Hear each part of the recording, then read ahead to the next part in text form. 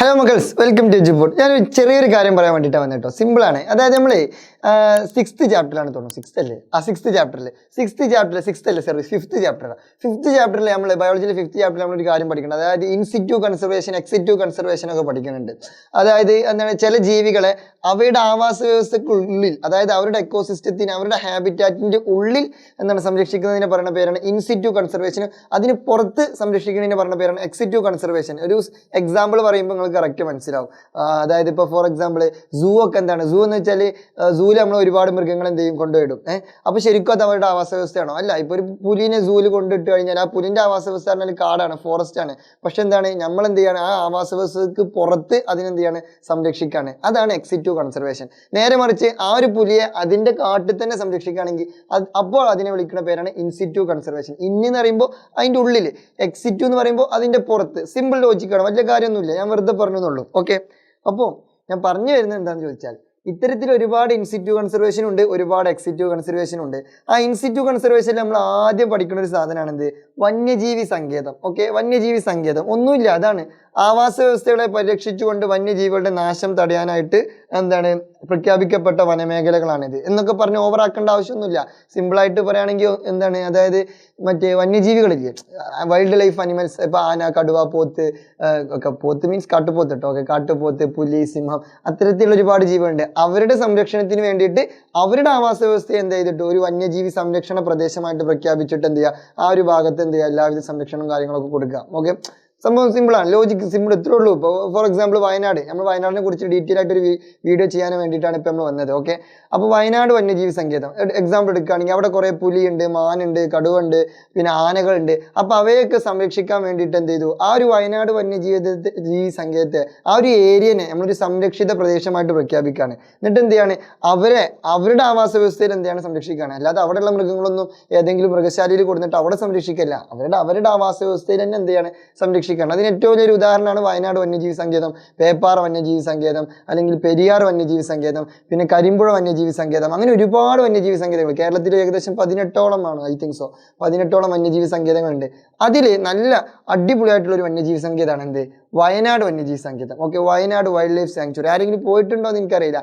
നമ്മൾ ഏകദേശം 10-12ഓളം വന്യജീവി സങ്കേതങ്ങൾ ഉണ്ട് എന്ന് ഞാൻ പറഞ്ഞു. പക്ഷെ അതിൽ ഞാൻ ഈ വയനാടിനെ ചൂസ് ചെയ്യാനൊരു കാരണമുണ്ട്. ഒന്നുമില്ല, നിങ്ങൾക്കൊരു വീഡിയോ ചെയ്ത് കൊടുക്കണം നമ്മളെ സോദി മിസ് പറഞ്ഞു. അപ്പോൾ സോദി മിസ്സിന്റെ നാട് വയനാടാണ്. പിന്നെ എനിക്കും ഭയങ്കര ഇഷ്ടമാണ്. ഞാൻ ലൈവിൽ പറഞ്ഞിട്ടുണ്ട്, വയനാട് അടിപൊളി ഏരിയ കേട്ടോ. ഞാൻ വയനാട്ടുകാരനല്ല, ഞാൻ മലപ്പുറത്ത് തന്നെയാണ്. പക്ഷേ ഞാൻ ഇടയ്ക്കിടയ്ക്ക് വയനാട്ടിലൊക്കെ പോകുന്നുണ്ട്. കിടിലൻ പ്ലേസ് ആണ്. ഓക്കെ, അപ്പോൾ ഈ വയനാട് വൈൽഡ് ലൈഫ് സാങ്ച്വറിയെ കുറിച്ച് ഒരു ചെറിയൊരു വിവരണം. സിമ്പിളാണ്, ഇത്രേ ഉള്ളൂ. കേരളത്തിലെ ഏറ്റവും വലിയ രണ്ടാമത്തെ വലിയ വന്യജീവി സങ്കേതമാണ് എന്ത്, വയനാട്. ഒന്നാമത്തേത് പെരിയാറാണ്, രണ്ടാമത്തേത് വയനാട് വന്യജീവി സങ്കേതമാണ്, രണ്ടാമത്തെ വലിയ വന്യജീവി സങ്കേതം. ഓക്കെ, ഇതിനെ മുത്തങ്ങ വന്യജീവി സങ്കേതം എന്നും പറയലുണ്ട്. അതുകൊണ്ടാണോ മുത്തങ്ങ റേഞ്ച്, ഓക്കെ, മുത്തങ്ങ വന്യജീവി സങ്കേതം എന്നും പറയലുണ്ട്. സുൽത്താൻ ബത്തേരി കേട്ടുക്കോ, സുൽത്താൻ ബത്തേരി എന്ന് പറയുന്ന ആ താലൂക്കിലാണ് ഇതിന്റെ മേജർ പോർഷനും കാണപ്പെടുന്നത്. ഓക്കെ, വയനാട് വന്യജീവി സങ്കേതം, വയനാട് ജില്ല, പൂർണ്ണമായിട്ടും ഇത് വയനാട് ജില്ലയിലുള്ള ഒരു സംഭവമാണ് വയനാട് വന്യജീവി സങ്കേതം. ഓക്കെ, പിന്നെ അതേപോലെ തന്നെ തമിഴ്നാട്ടിലുള്ള ഒരു മുതുമലൈ ടൈഗർ റിസർവ് ഉണ്ട്. അതേപോലെ തന്നെ ഈ നമ്മളെ കർണാടകയിലെ ബന്ദിപ്പൂര്, അതേപോലെ നാഗർഹോള വന്യജീവി സങ്കേതം ഉണ്ട്. ഈ വന്യജീവി സങ്കേതത്തിനായിട്ട് എന്ത് ചെയ്യുന്ന, ബോർഡർ ഷെയർ ചെയ്യുന്ന, അതായത് ഇതിന്റെ തൊട്ടടുത്തുള്ള മറ്റു വന്യജീവി സങ്കേതങ്ങളാണ് തമിഴ്നാട്ടിലെ മുതുമലയും, അതുപോലെ തന്നെ കർണാടകയിലെ നാഗർഹോളയും, ബന്ദിപ്പൂർ ടൈഗർ റിസർവും ഒക്കെ. ഭയങ്കര അടിപൊളി. അതിൻ്റെ ഉള്ളിൽ കൂടി പോകുമ്പോൾ തന്നെ ഭയങ്കര ഫീലാണ്, വേറെ ലെവൽ ഫീലാണ്. നിങ്ങൾ ഇൻസ്റ്റാഗ്രാമിൽ ഇപ്പോൾ ഒരു ട്രെൻഡിങ് സാധനം ഉണ്ട്, മസനഗുഡി വഴി ഊട്ടി. അതൊരു വല്ലാത്ത എക്സ്പീരിയൻസ് ആണ്. അതൊക്കെ ഈ വയനാട് വന്യജീവി സങ്കേതത്തിൻ്റെ ഉള്ളിൽ കൂടി ആട്ടോ. ആ മസനഗുഡി, ബന്ദിപ്പൂര്, ഗൂഡല്ലൂര്, അതൊക്കെ ഈ ഒരു ഏരിയയിലൂടെ. നീലഗിരി ബയോസ്ഫിയറിന്റെ എന്താണ് പാർട്ടിൽ വരുന്നൊരു ഏരിയയാണ് വയനാട് വന്യജീവി സങ്കേതം. കിടിലൻ പ്ലേസാണ് വയനാട് വന്യജീവി സങ്കേതം. ഒരു വട്ടെങ്കിൽ ഈ മുത്തങ്ങ റേഞ്ചിലൂടെ ഒക്കെ എന്ത് ചെയ്യാം, നമുക്ക് ട്രക്കിംഗ് ഒക്കെ നടത്താം. അതിലൂടെ അങ്ങനെ ട്രക്കിംഗ് നടത്തി കഴിഞ്ഞാൽ മേ ബി നമുക്ക് കടുവകളൊക്കെ കാണാം. സീരിയസ്ലി ഞാൻ ട്രക്കിംഗ് നടത്തിയിട്ടുണ്ട്, പക്ഷെ കടുവനൊന്നും കണ്ടിട്ടില്ല. അത് വേറെ കാര്യം. മേ ബി കാണാം, ഭാഗ്യം പോലെ ഇരിക്കും. പക്ഷെ ആന, കാട്ടുപോത്ത്, മാന് ഇഷ്ടം പോലെ കാണാം കേട്ടോ. ഗപ്പി പറ്റ പോലെയാണ്. ഒരുപാട് ആനകൾ, ഒരുപാട് മാന്, കാട്ടുപോത്ത്, പിന്നെ അതേപോലെ മയില്, കുരങ്ങന്മാര്, അങ്ങനത്തെ ഒരുപാട് ജീവികൾ അവിടെ നമുക്ക് കാണാൻ പറ്റും. പിന്നെ കടുവനെയും പുലിനെയും ഒക്കെ ഭാഗ്യമുണ്ടെങ്കിൽ കാണാം. കടുവനെയും പുലിനെയൊക്കെ സംരക്ഷിക്കാൻ വേണ്ടിയിട്ടാണ് ഈ ഒരു സംഭവം ഉണ്ടാക്കിയിട്ടുള്ളത്. സംരക്ഷണ കേന്ദ്രമാണ്, ടൈഗർ റിസർവ് കൂടിയാണ് വയനാട് വന്യജീവി സങ്കേതം. പിന്നെ അതേപോലെ തന്നെ അതൊരു പ്രൊജക്ട് എലഫന്റ് റിസർവ് കൂടിയാണ് എന്ത്, വയനാട് വന്യജീവി സങ്കേതം. 1991-92 കാലഘട്ടങ്ങളിലാണ് എന്ത് ചെയ്യുന്നത് ഇതിനെ പ്രൊജക്റ്റ് എലഫന്റ് അതായത് ആന സംരക്ഷണ കേന്ദ്രമായിട്ട് എന്ത് ചെയ്യുന്നുണ്ട് ഇതിനെ പ്രഖ്യാപിക്കുന്നുണ്ട്.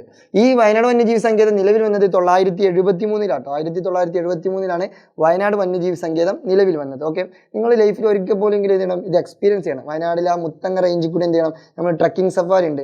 ഐ തിങ്ക് 600 രൂപ, 600 അതോ 900 അങ്ങനെ എത്രയുണ്ട് അതിൻ്റെ ഒരു എമൗണ്ട്. നല്ല അടിപൊളിയാണ്, നല്ല രസമാണ്. കുറേ ഒരു കാട്ടിൻ്റെ ഉള്ളിൽ കൂടി ഇങ്ങനെ പോകും, നമ്മളൊരു ട്രക്കിൽ ഒരു ജീപ്പിൽ ഇങ്ങനെ പോകും, നല്ല ഫീലാണ്, അടിപൊളിയാണ്, നല്ല വൈബാണ്. അപ്പോൾ ഒന്ന് എക്സ്പീരിയൻസ് ചെയ്യണം. അപ്പോൾ ഞാൻ ജസ്റ്റ് ഈ ഒരു വയനാട് വന്യജീവി സങ്കേതത്തിനെ കുറിച്ച് ഒരു ചെറിയൊരു വിവരണമാണ് തന്നത്. ഒന്നുമില്ല, ഇത്രേ ഉള്ളൂ. മുത്തങ്ങ വന്യജീവി സങ്കേതം എന്ന് അറിയപ്പെടുന്നു. പിന്നെ അതേപോലെ തന്നെ സുൽത്താൻ ബത്തേരി വയനാട് ഏരിയകളിലാണ് ഇത് കൂടുതലായിട്ട് കാണപ്പെടുന്നത്. പിന്നെ ഇതിനെ ചുറ്റിപ്പറ്റിയിട്ട് 3 ടൈഗർ റിസർവുകൾ അല്ലെങ്കിൽ 3 വന്യജീവി സങ്കേതങ്ങൾ വേറെയും നിലനിൽക്കുന്നുണ്ട്.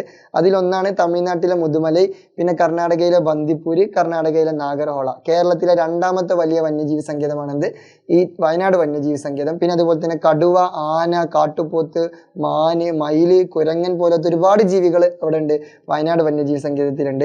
പിന്നെ അതുപോലെ തന്നെ വയനാട് വന്യജീവി സങ്കേതം 973 എന്ത് ചെയ്തത് ഇൻട്രൊഡ്യൂസ് ചെയ്തത്. ഓക്കെ, ഇത്രയേ ഉള്ളൂ. അപ്പോൾ ജസ്റ്റ് വെറുതെ നോർമലി ഒരു സിമ്പിൾ സാധനം പറഞ്ഞതാണ്. അപ്പോൾ എല്ലാവർക്കും ഉപകരിക്കപ്പെട്ടു എന്ന് ഞാൻ വിചാരിക്കുന്നു. ഉപകരിക്കപ്പെട്ടിട്ടുണ്ടെങ്കിൽ എന്ത് ചെയ്യുക, നിങ്ങളുടെ കമൻസുകൾ താഴെയുള്ള ഈ വീഡിയോൻ്റെ ക്യാപ്ഷനിൽ കമൻറ്റിൽ എന്ത് ചെയ്യുക, നിങ്ങൾ രേഖപ്പെടുത്തുക. അപ്പോൾ എല്ലാവർക്കും എല്ലാവിധ ഭാഗങ്ങളും നേർന്നുകൊണ്ട് നിങ്ങളുടെ സ്വന്തം ബഹുമാനപ്പെട്ട ഫാസിൽ ഈ വീഡിയോ ഇവിടെ അവസാനിപ്പിക്കുന്നു. നന്ദി, നമസ്കാരം, ജയ് ഹിന്ദ്. ഓക്കെ.